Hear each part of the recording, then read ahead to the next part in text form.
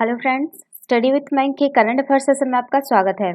ये current affair SSC, banking, railway, state PCS, CDS, CAPF, NDA और other competitive exam आदि में सहायक होंगे।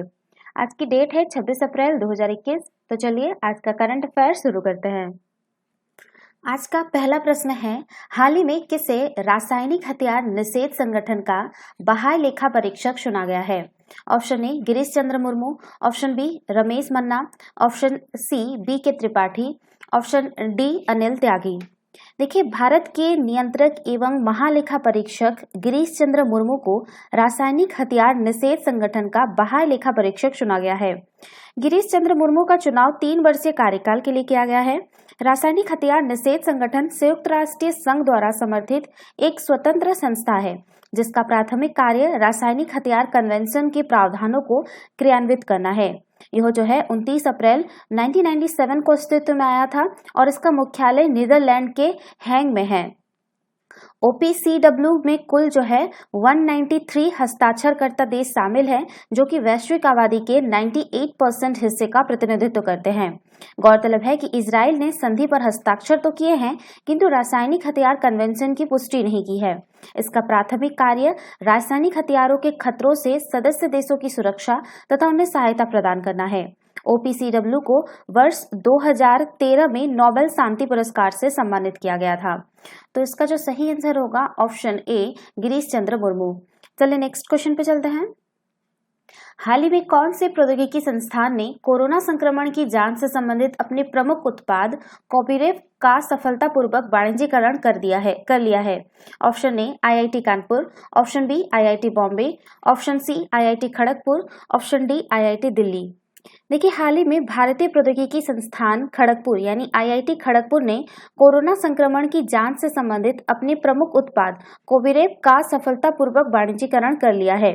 व्यवसायीकरण के माध्यम से यह पूर्णतः स्वदेशी रूप से विकसित उत्पाद भारतीय बाजार समेत अंतर्राष्ट्रीय बाजार में किफायती मूल्य पर उपलब्ध हो सकेगा।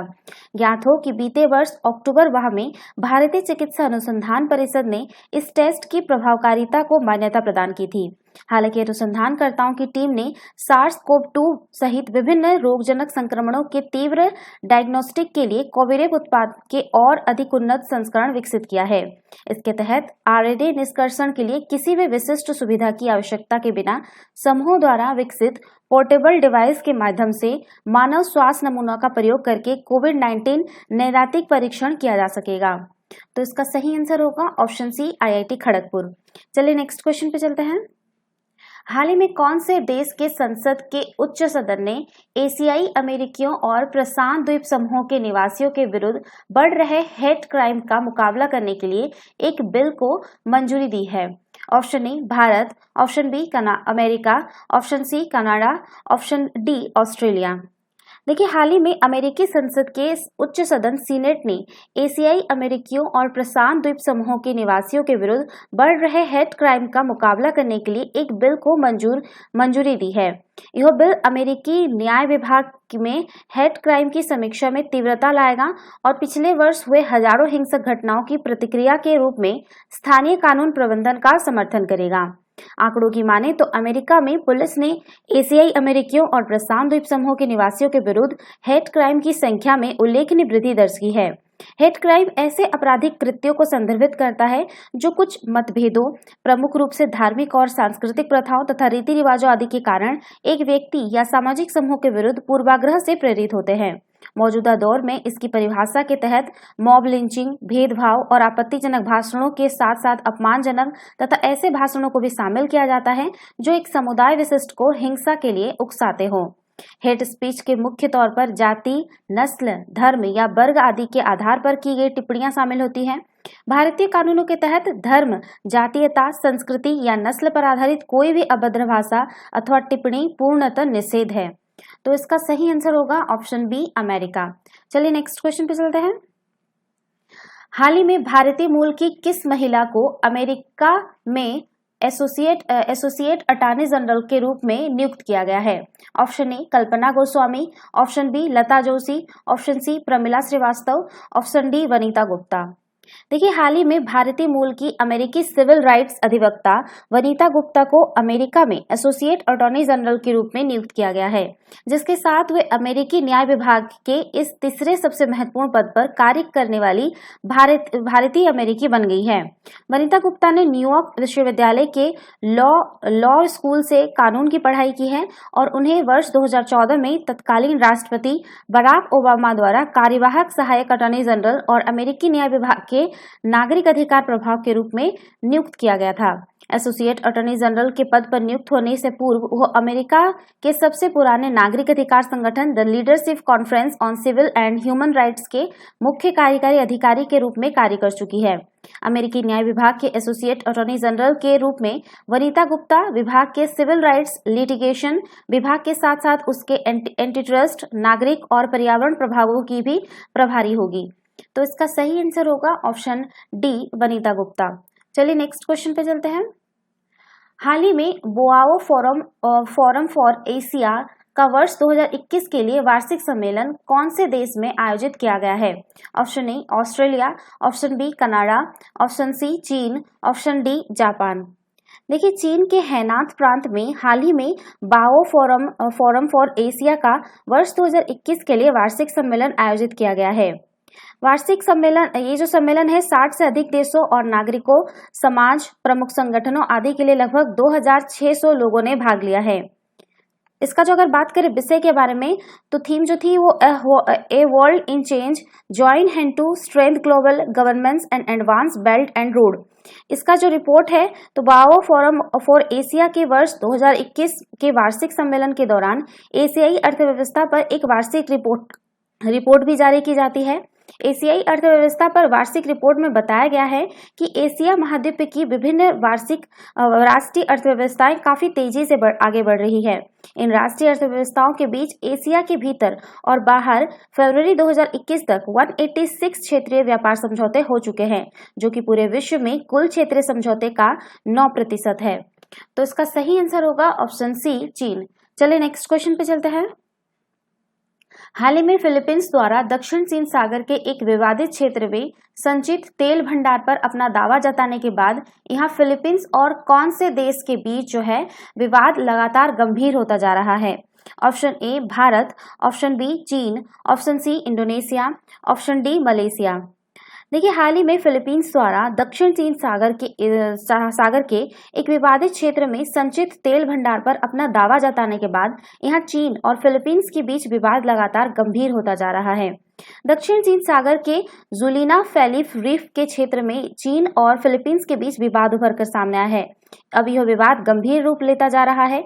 दरअसल चीन जो है वो जुलीना रेलिफ रीफ के क्षेत्र को दक्षिण चीन सागर के सेपरेटली द्वीप समूह के विंस्टन रीफ का हिस्सा मानता है तथा इस पर अपना दावा जताता है। जुलीना रेलिफ रीफ के क्षेत्र पर दशकों से फिलीपींस का नियंत्रण था, लेकिन पिछले कुछ समय से चीनी नौसेना के अंतर्गत काम करने वाली मलेशियाई की नौकाओं ने इस रीफ को घेर रखा है। चीन इस क्षेत्र में फिलीपींस की नौसेना को अब आने नहीं दे रहा है। तो इसका जो सही आंसर होगा ऑप्शन बी, चीन। चलिए नेक्स्ट क्वेश्चन पे चलते हैं। हाल ही में Codex Committee on Spices and Culinary Herbs का पांचवें सत्र की जो मेजबानी है वो कौन सा देश कर रहा है? Option A Bharat, option B America, option C Brazil, option D England. देखिए, हाल ही में जो है Codex Committee on Spices and Culinary Herbs का 5वां सत्र आभासी माध्यम से शुरू हुआ है और इसका जो सत्र है, जो भारत इस सत्र की जो है मेजबानी कर रहा है। Codex Committee on Spices and Culinary Herbs का 5वां सत्र जो है 20 अप्रैल को शुरू हुआ, जिसके तहत 29 अप्रैल 2021 तक विचार विमर्श के लिए कई आभासी सत्र आयोजित किए जाएंगे। आपका CCSHS जो है इसके 5वें सत्र में 50 देशों के लगभग 300 विशेषज्ञ विचार विमर्श में भाग ले रहे हैं। इस सत्र के जो है 5वें सत्र में भारतीय खाद्य संरक्षा एवं मानक प्राधिकरण के अध्यक्ष में कोविड-19 महामारी की परिस्थितियों में सुरक्षित और गुणवत्ता वाले भोजन के महत्व को रेखांकित किया। उन्होंने कहा कि वर्तमान में खाद्य सुरक्षा और गुणवत्ता सुनिश्चित करने के लिए नियामक निकायों को अधिक सतर्क रहने की जरूरत है। उन्होंने खाद्य पदार्थों के रूप में उपयोग किए जाने वाले मसालों की मिलावट के खतरों का भी जिक्र किया।